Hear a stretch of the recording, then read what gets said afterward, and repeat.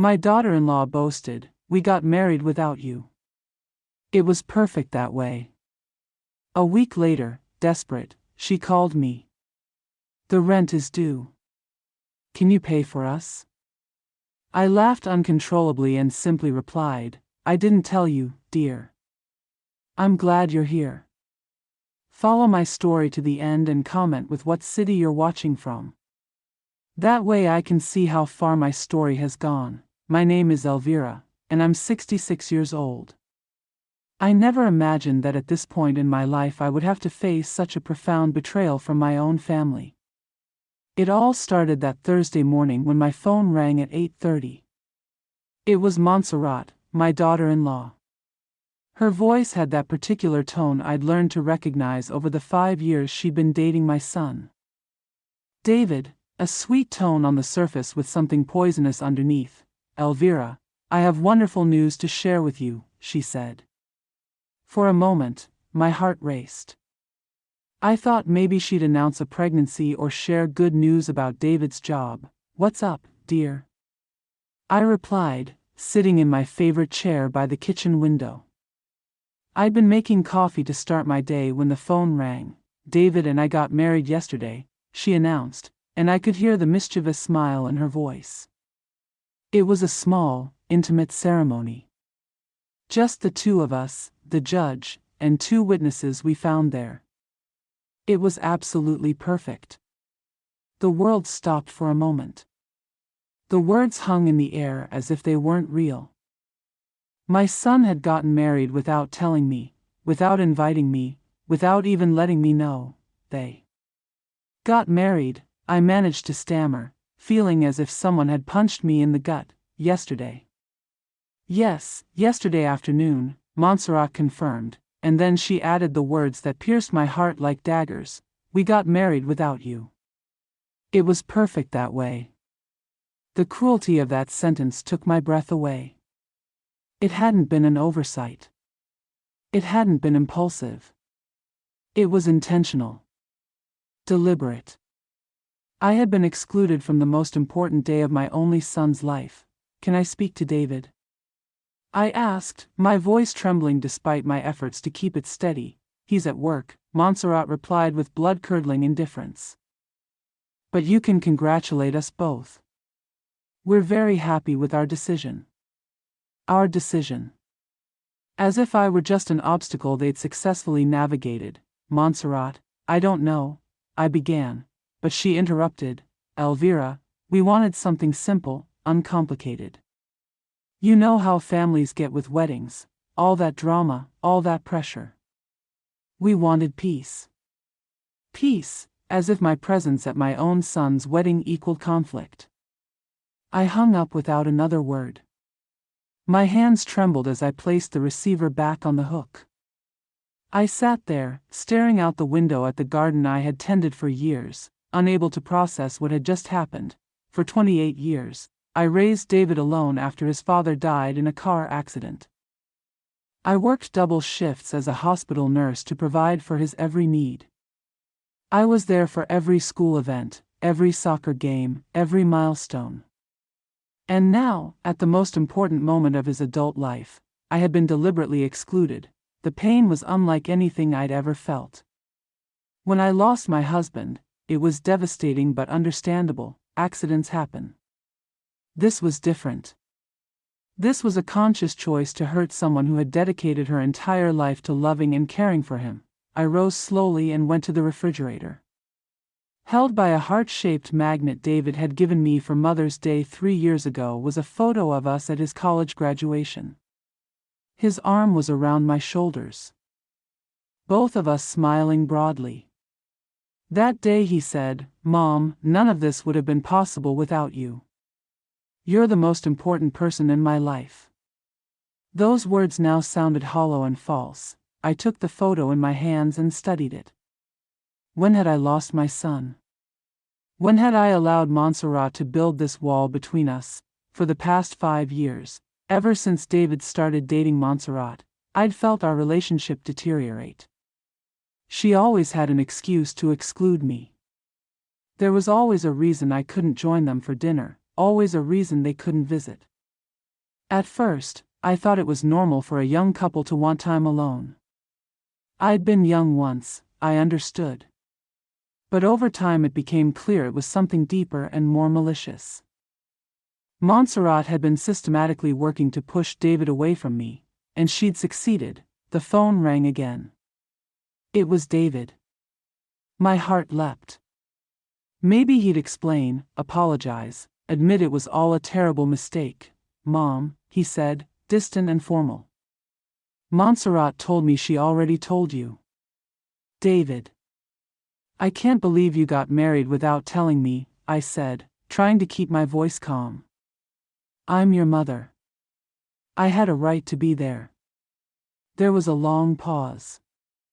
"Look, Mom, we wanted something simple. No stress, no pressure. You know how things get when a lot of people are involved." The same words Montserrat had used, as if they'd rehearsed the line. "A lot of people, David? I'm your mother. I'm not a lot of people. Don't be dramatic, Mom. It's done. We hope you can be happy for us." Dramatic. My son calling me dramatic for being hurt at being excluded from his wedding. "Are you happy?" I asked, tears stinging my eyes. "Of course I'm happy. I love Montserrat, and she loves me. That's all that matters."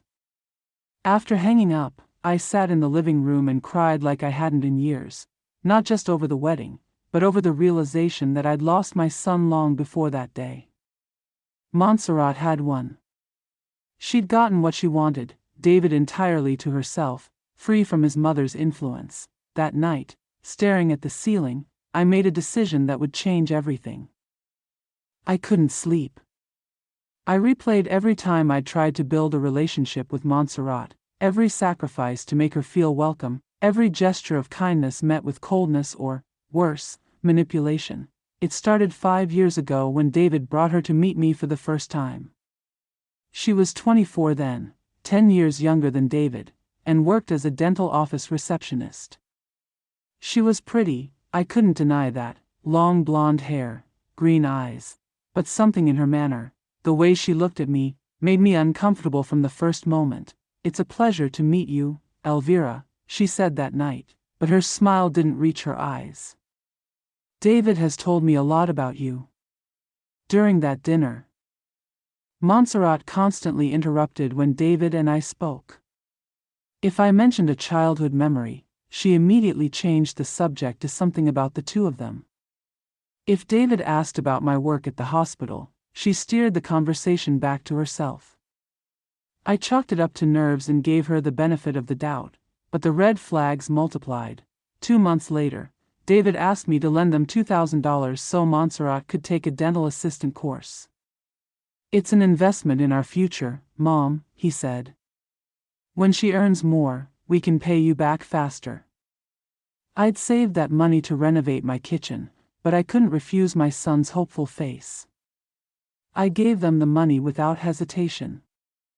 Montserrat never took the course. 3 weeks later, she showed up with a designer handbag that cost exactly $1,800. When I asked about the course, she said they'd had unexpected expenses and postponed it. That was the first of many loans never repaid.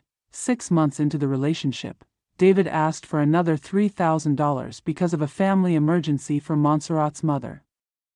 I later learned the emergency was a living room renovation. By the end of the first year, I'd lent them $8,500. Each time I brought up repayment, Montserrat took offense and David defended her, accusing me of being materialistic. Family helps unconditionally. But the money was just the tip of the iceberg.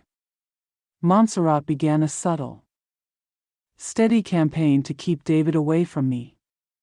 When I invited them to Sunday dinners, a tradition since David was a child, she always had other plans. "My cousin's visiting. We have a friend's wedding. David promised me dinner at the new restaurant." Our Sunday dinners became less frequent. Then disappeared. When David turned 30, I planned a surprise party at my house, invited his college friends, co-workers, made his favorite foods, ordered a special cake. 2 days before, Montserrat called. They were going to Las Vegas that weekend to celebrate. But David didn't mention a trip, I said, confused. It was my idea, she replied, sweet but firm. I wanted something romantic, just the two of us. I'm sure you understand. I had to cancel the party and explain to everyone the guest of honor wouldn't be there.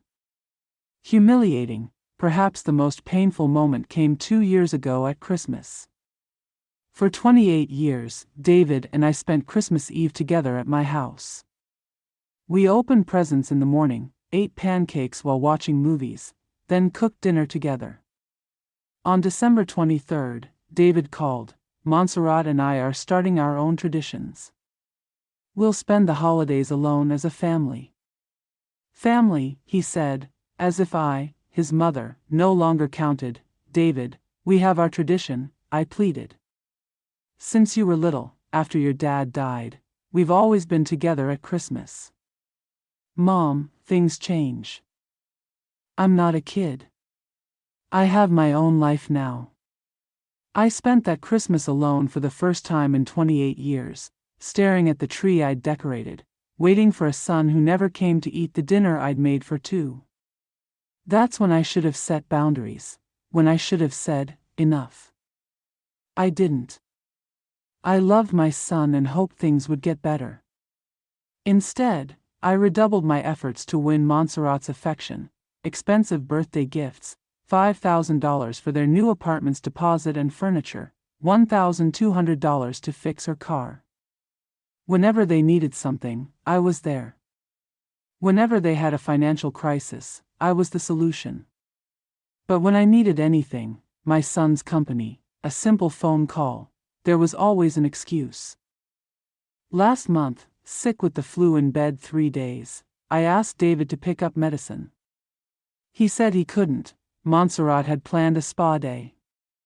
A spa day mattered more than his sick mother. Lying in bed that night, reliving every slight, I realized I'd been a fool, funding my own exclusion. Every dollar I gave them built a life that deliberately shut me out. I'd raised David to be good and loyal, but somewhere he'd lost those qualities, or Montserrat had buried them so deeply I no longer recognized them. The secret wedding wasn't a surprise, it was the logical culmination of 5 years of systematic exclusion. With tears streaming, I made a decision. If they wanted independence, if they wanted to build a life without me, then they'd do it completely. Without my financial support, a week after the secret marriage, I was in my garden watering the roses when my phone rang. Friday afternoon, around 4:30. After 5 days of reflection, I'd found a measure of peace in cutting off all financial support. I hadn't received a single call from David, not a text, not an explanation. It confirmed what I already knew. To them, I existed only when needed. When I saw Montserrat's name, my first instinct was to ignore it. Curiosity won. Elvira. Her voice sounded nothing like the triumphant tone of a week earlier. Where there had been cruelty, now there was barely contained panic. Yes, it's me, I said, keeping my voice neutral. I need to talk to you urgently. She said, and I could hear her crying. Something terrible has happened. My mother's heart lurched. What happened? Is David okay? David is physically fine, she said, openly crying now. But we're in a desperate situation. We need your help. There it was, the real reason for the call. Not a medical emergency. Money. It was always money. What kind of situation? I asked, already guessing. It's the rent, she said, voice trembling. It was due yesterday, and we don't have it. The landlord gave us until Monday or he'll evict us. Interesting. 5 days after spending money on a wedding and luxury hotel honeymoon, based on the photos I'd seen on David's social media, they suddenly didn't have rent. How much? I asked, though I already knew. I'd paid the deposit 18 months ago. $1,500, she said. I know it's a lot, but if we don't pay, we'll be homeless. Please, Elvira. I know things have been tense between us, but this is a real emergency. Tense. A delicate way to describe 5 years of manipulation, exclusion, and deliberate cruelty. Where's David? I asked. Why isn't he calling me? A pause. He's too embarrassed to talk to you. He feels terrible about the wedding, but you know how men are with emotional things. How convenient. Too ashamed to ask for money directly, but not too ashamed to send his wife to manipulate me. Montserrat, I said, sitting on the garden bench. A week ago you told me you got married without me because you wanted independence, peace, lives without family complications. Yes, but this is different, she replied quickly. This is a temporary emergency. Once we get through this, we'll be completely independent. The same line I'd heard for 5 years. Always temporary. Always the last time. Always an emergency. How did you spend the money you had? I asked. A week ago you had enough for a wedding and a honeymoon. It wasn't expensive, she lied. We only went to the courthouse and then a small restaurant. We paid for the hotel with David's points. More lies. I'd seen Instagram, a 5-star restaurant, expensive champagne. New outfits, an ocean view suite. Even small would cost at least $1,000. Elvira, please, she said, desperate now. I know I haven't been the perfect daughter-in-law. I've been difficult at times. But this isn't about me, it's about David, your son. You can't let us end up on the street. There it was, the guilt card. When excuses failed, Montserrat turned to emotional blackmail. What about your jobs? I asked, prolonging the conversation I already knew how to end. David took time off for the honeymoon, so he lost 2 days' pay, she said. And I quit the dental office because the doctor was horrible and made me uncomfortable. Of course she quit. Montserrat had held 7 jobs in 5 years. There was always a reason each didn't work: bad boss, jealous coworkers, inconvenient schedule, poor pay. When did you quit? I asked. 3 weeks ago, she admitted, 3 weeks before the wedding. They planned a wedding knowing she was unemployed, spent money they didn't have, and now wanted me to handle the consequences. Elvira, please say something, she begged when my silence stretched. You're not going to leave us homeless. David is your only child. Exactly. David is my only child, the child I raised alone for 28 years, for whom I sacrificed my dreams and comforts, the child who chose to marry in secret to avoid family complications. You know what, Montserrat? I said. A strange calm settling over me. You're right about something. Yes? She asked hopefully. A week ago you said you wanted independence, to build your own lives without family interference. And I realized you were absolutely right. I don't understand, she said, cautious now. True independence means being responsible for your own decisions and their consequences, I explained. It means not depending on other people to solve problems you created. But Elvira, and I realized something else, I continued, cutting her off. For 5 years I've prevented you from learning to be truly independent. Every time I bailed you out, I robbed you of the chance to grow up. What are you saying? Panic edged her voice. I'm giving you the gift you've been asking for all along, the opportunity to be completely independent. The silence was deafening. I could hear her ragged breathing. Are you saying you won't help us? She whispered. I'm saying I'm going to respect your decision to be independent, I replied, calm even to my own ears. Elvira, you can't do this. She shouted, dropping all pretense. We're family. Family, I repeated. A week ago you told me you got married without me because it was perfect that way. You made it clear I'm not part of your family. That was different. No, it wasn't. It's exactly what you meant, and now I'm choosing to believe you. Please, you're being irrational. She insisted, her voice trembling, desperation laced with anger. You can't punish us financially for wedding issues. I laughed, genuine, deep laughter from beneath years of hurt. It was the first time I'd truly laughed in weeks. Elvira. Are you laughing? She asked, stunned. Yes, I said, wiping a tear of laughter. Do you know why? Because I finally see it clearly. For 5 years I've been paying to be mistreated by you. Funding my own humiliation. And I believed that if I kept being generous, if I kept showing love with money, I would earn your and David's respect. Silence, but now I understand the truth, I continued. You will never respect me. No matter how much I give. I'll always be Mom's bank. That's not true, she protested weakly. Then tell me, when was the last time David called just to ask how I am? When did either of you invite me to anything that didn't end with me paying the bill? When did either of you ask about my job, my health, my dreams? More silence. Exactly, I said. To you, I'm not a person with feelings. I'm a resource. You're exaggerating, she tried, without conviction, am I? In 5 years I've lent you over $25,000. Do you know how much you've paid back? Things have been tough, not a single penny, I cut in. And every time I mention it, you make me feel horrible for bringing up money.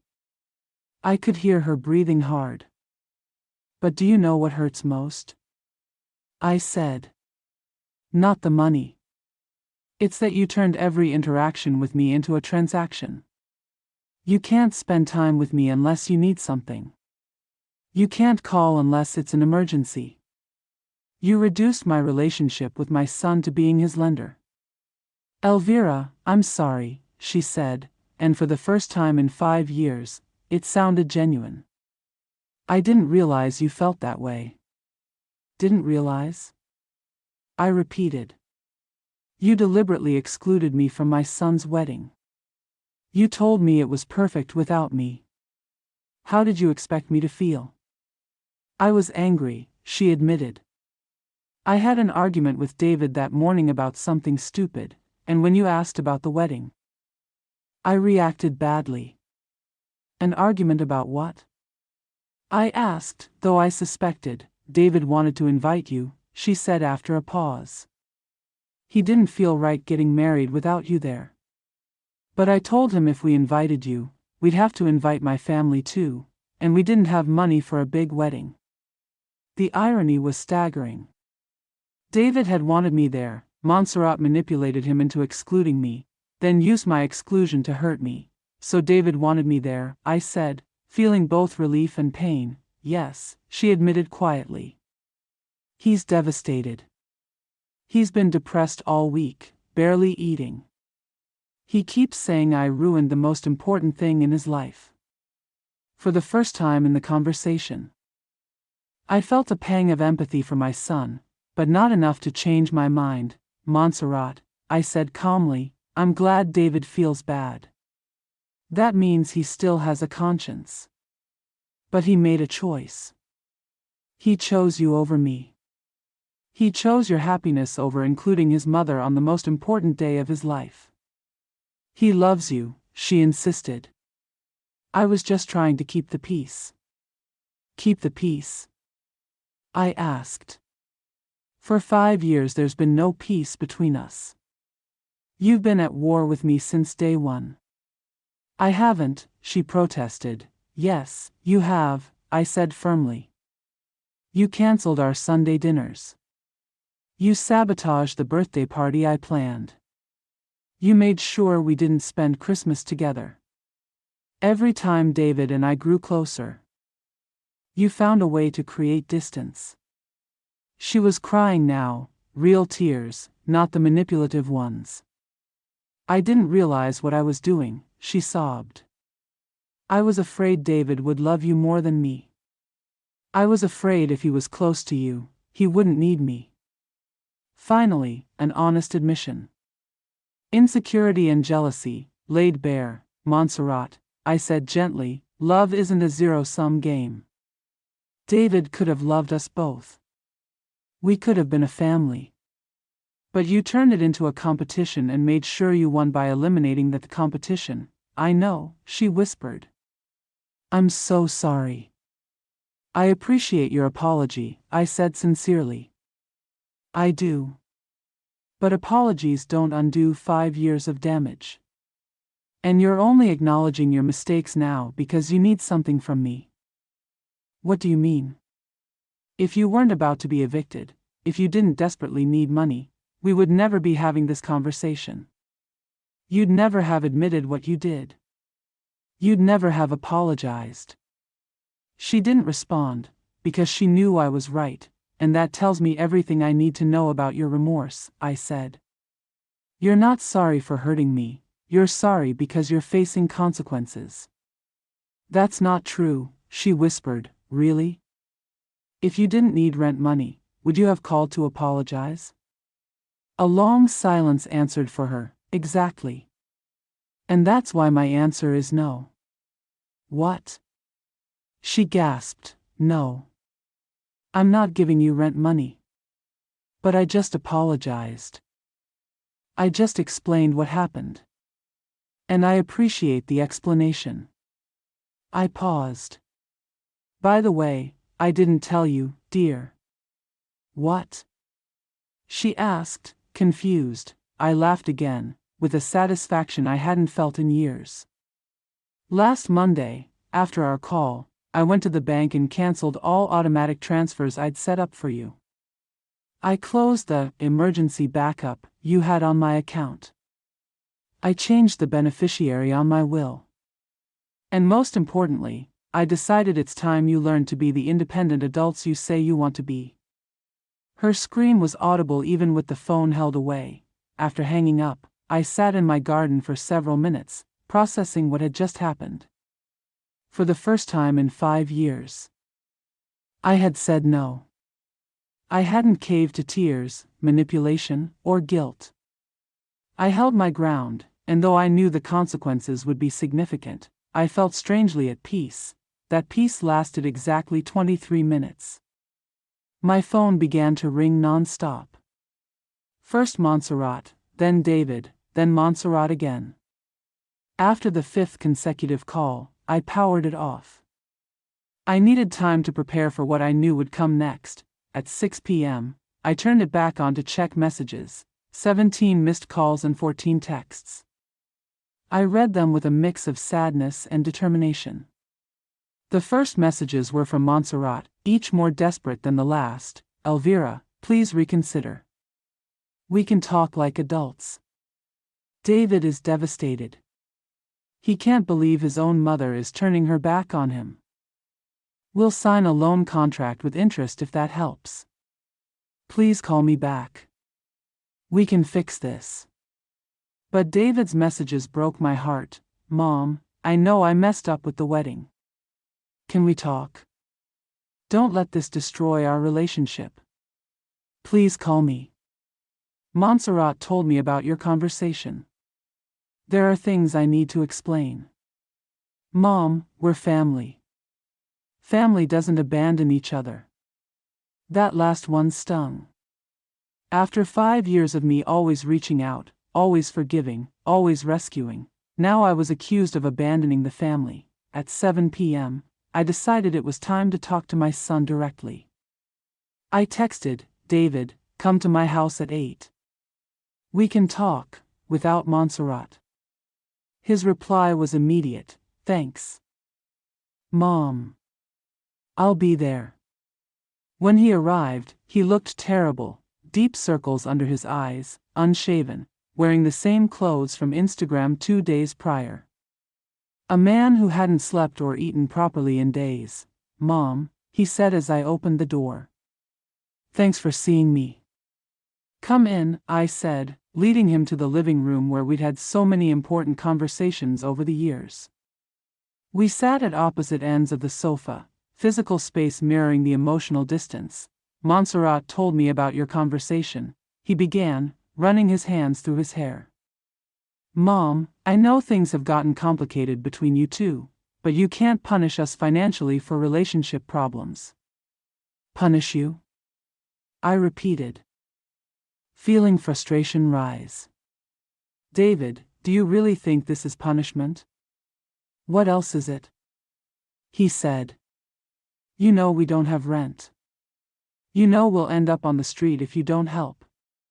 David, I said, keeping my voice steady, for 5 years I've rescued you two from crisis after crisis. I've paid late rent, car repairs, medical bills, credit cards. I've given more than $25,000 and never seen a cent back. And we're grateful, he said quickly, are you? Because every time I mention money, you make me feel horrible for even bringing it up. He looked down. We didn't mean to make you feel that way. Didn't mean to, I echoed. I stood, unable to sit still. A week ago you got married without telling me. Your wife called specifically to say it was perfect without me. That wasn't the intention, David muttered, clearing his throat. It was complicated. How? I asked, he sighed. Montserrat didn't want a big wedding.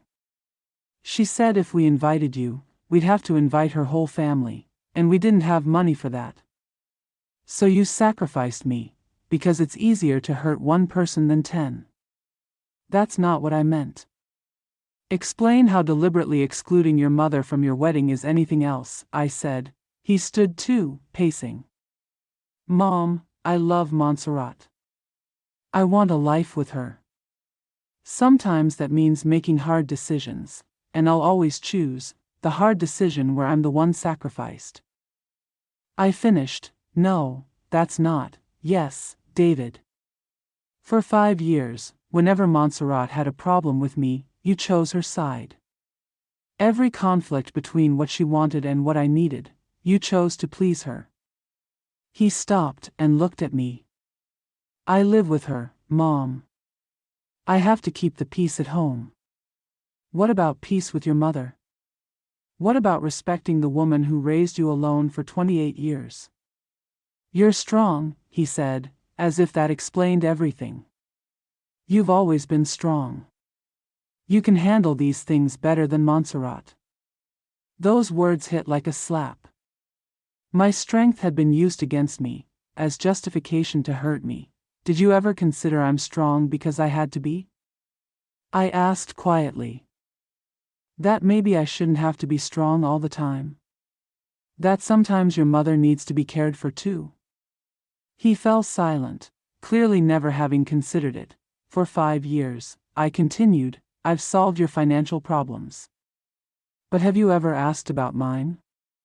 Have you ever asked if I'm okay? If I need anything? Of course we care, he protested weakly. Then tell me, when was the last time you called just to talk? Not to ask for help. He opened his mouth, then closed it. Realization dawned, uncomfortable and undeniable.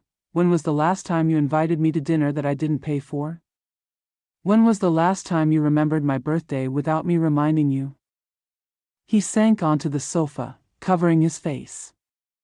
Oh my God. What kind of son have I become?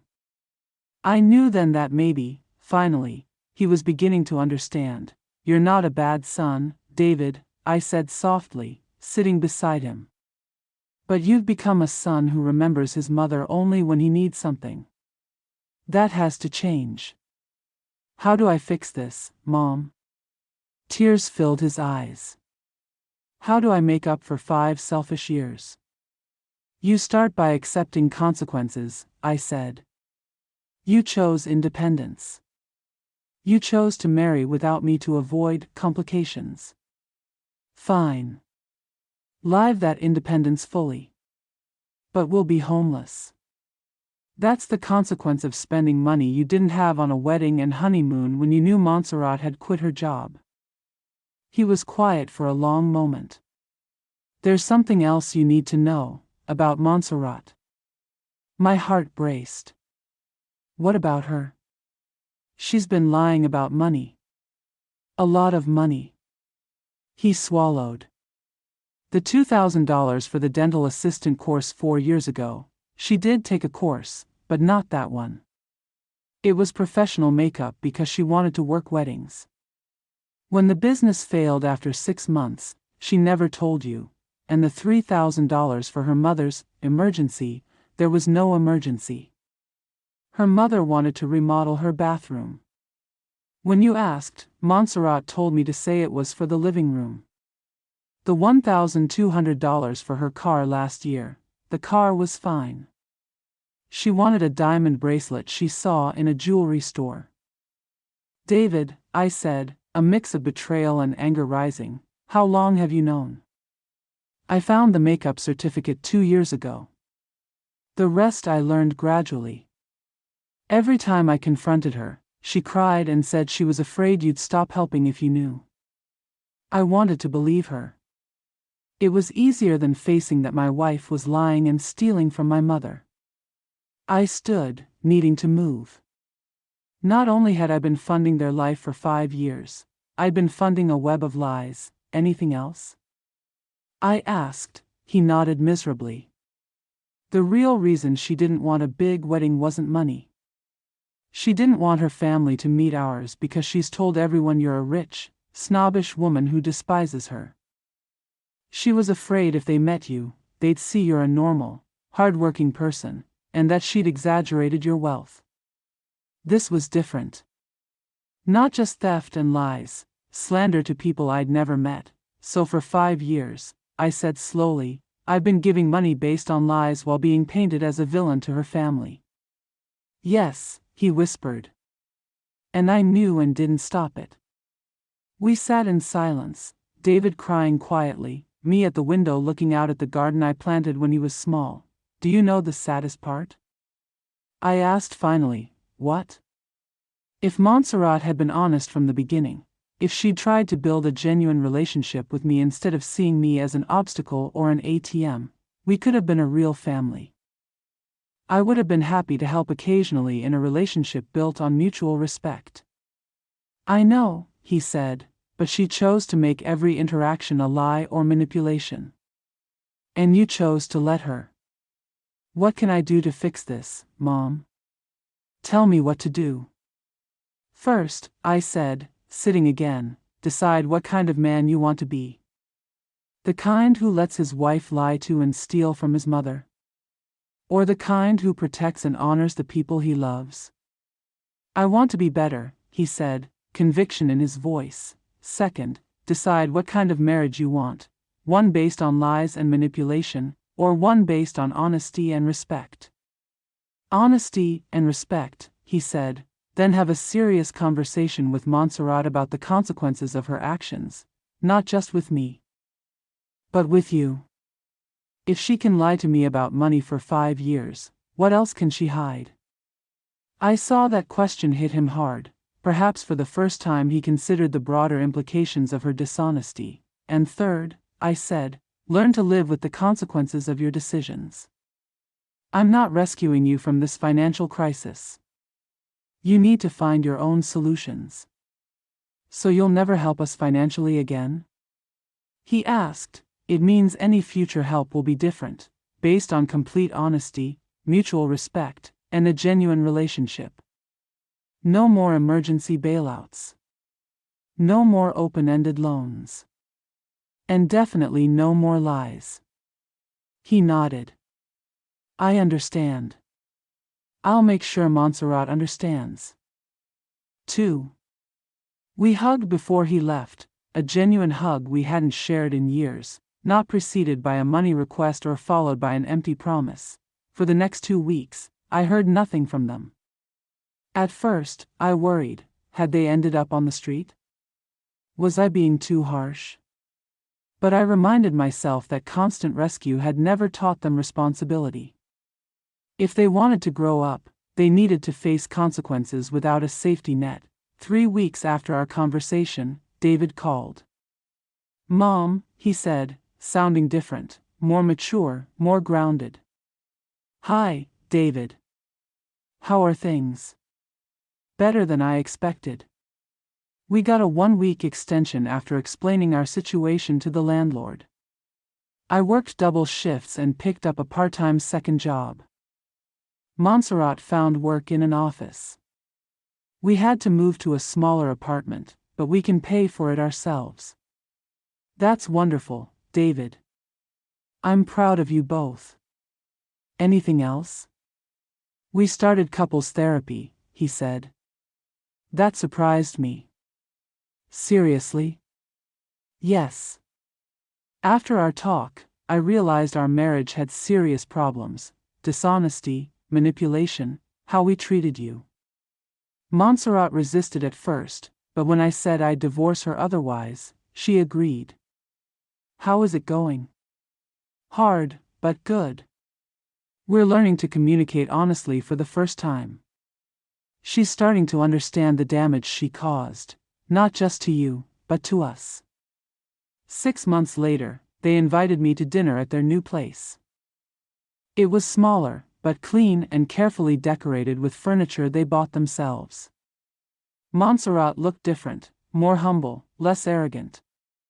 When she greeted me at the door, her eyes didn't have that calculating look I'd come to recognize. "Elvira," she said simply. "Thank you for coming." Over a dinner they cooked together, Montserrat apologized formally for years of lies and manipulation. "I don't expect immediate forgiveness," she said. "I know rebuilding trust will take time. But I'm committed to changing." I didn't forgive her that night. True forgiveness can't be forced. But I saw in her actions, not just words, a genuine effort. David, too, was different, more attentive, more considerate. In the months that followed, he called regularly just to chat, invited me to free activities, remembered important dates. A year after the secret marriage, David asked if they could renew their vows in a small ceremony where I could be present. "I want to marry Montserrat again," he said, "but this time I want my mother there to witness it." The ceremony was simple and beautiful. They exchanged vows they wrote themselves, vows about honesty, respect, and growth. When David asked me to be his official witness, I cried tears of genuine joy. Afterward, while we cleaned up, Montserrat came to me. "Elvira," she said, "I know I can never repay all the money I took under false pretenses. But I want to start paying you back, even slowly." "Montserrat," I replied, "the money doesn't matter anymore. What matters is that you learned relationships can't be built on lies." Now, 2 years later, I have the relationship with my son I always wanted. It's not perfect, but it's real, honest, and mutual. Sometimes the hardest decisions, the ones that make us feel guilty in the moment, are the ones that finally set us free and free the people we love. Saying no to that rent loan was the best thing I could have done for my son, his marriage, and myself. I taught them they had the strength to face their own problems, and I taught myself that I deserve respect and genuine love, not just when it's convenient for others. At 68, I finally learned that loving someone doesn't mean rescuing them from every consequence of their choices. Sometimes loving someone means allowing them to learn and grow, even when it's painful to watch. And sometimes the freedom we most need is the freedom to stop being indispensable to people who never appreciated what we sacrificed for them.